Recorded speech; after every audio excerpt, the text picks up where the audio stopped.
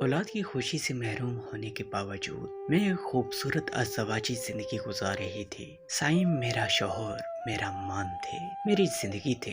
اولاد نہ ہونے کا طعنہ مجھے سائم نے کبھی نہیں دیا تھا۔ باجی، مجھے فاتحہ کے گھر جانا ہے، سائم بھائی چھوڑ دے گے نا؟ میری چھوٹی بہن ساتھیہ نے مجھ سے پوچھا۔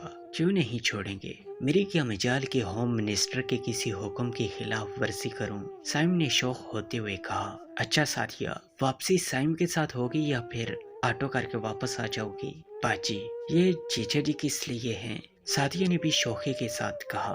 سائم نے کہا کہ جیجا جی بوقت ضرورت ڈرائیور، خانسامہ، مالی، باڈی گارڈ، بس یوں سمجھو جیجا جی نہیں ہے، ایک ایسا اینیمیشن کریکٹر ہے جسے آپ جب چاہیں اپنے من پسند کردار میں ڈال لیں۔ اچھا سائم، ساتھیہ کو اپنے ساتھ واپس لے آئیے گا، مجھ سے امی نے ایک دو دفعہ کہا بھی ساتھیہ کو سائم کے ساتھ مت بھیجا کرو، یہ مناسب نہیں ہے، مگر میں نے امی کو یہ کہہ کر خاموش کرا دیا کہ امی، سائم بہت مضبوط کردار کے مالک ہیں اور ہماری ساتھیہ بھی ماشاءاللہ سمجھدار ہے۔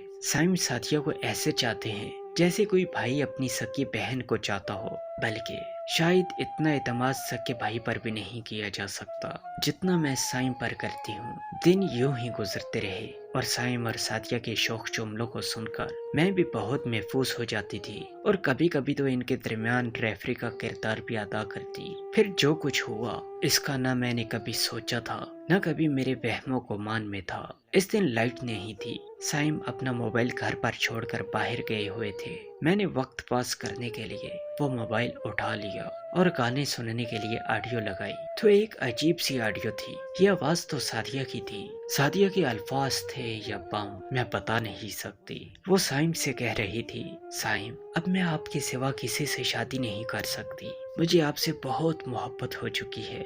آگے کی گفتگو بتا رہی تھی کہ بات میرے تصور سے کہیں زیادہ آگے جا چکی ہے۔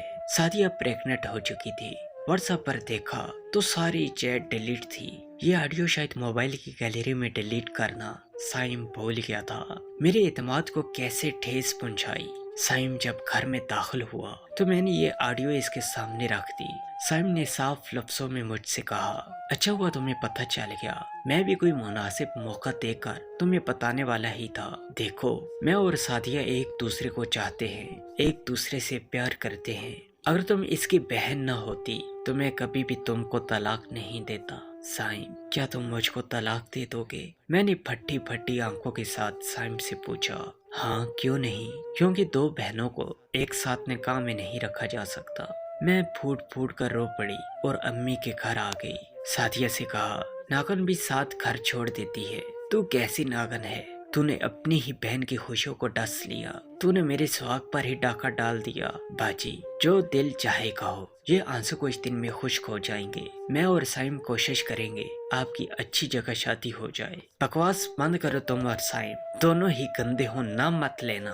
سب کچھ تو میرا لٹ چکا تھا، اب مجھے تنہا اسی آگ میں جلنا تھا۔ طلاق کے کاغذات مجھ تک پہنچ چکے تھے۔ ساتھیہ اور سائم نے باقاعدہ کورٹ میرج کر لی۔ اب میں ایک ایسی آگ میں جل رہی ہوں جس کے شعلوں کو خود میں نے ہی ہوا دی تھی۔ میں ہی تو کہتی تھی سائم بہت با کردار ہے، ساتھیہ بہت نیک ہے، گندگی تو لوگوں کے دماغوں اور آنکھوں میں ہوتی ہے۔ نہیں نہیں، یہ تو ہونا ہی تھا، میں ہی تو تھی ان شعلوں کی پرورش کرنے والی۔ شریعت کی اگر میں نے بات مانی ہوتی اور سالی بہنوئی میں کچھ قید لگائی ہوتی تو آج مجھے ان شعلوں میں نہ جلنا پڑتا۔ شیطان اور نفس دونوں کو موقع دینا ہی سنگین غلطی ہے۔ آپ سے صرف اتنا کہنا ہے، میری اس کہانی کو آپ لکھ لیجئے تاکہ آئندہ کوئی لڑکی ان شعلوں میں نہ جلے۔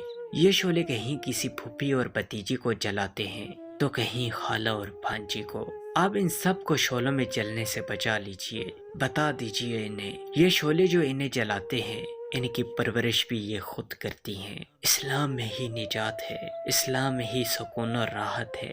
آئیے میری اس سچی کہانی کو دوسروں تک پہنچائیے، کیا پتہ کوئی اور لڑکی ان شعلوں میں جلنے سے بچ جائے، ان شعلوں میں جلنے سے بچ جائے۔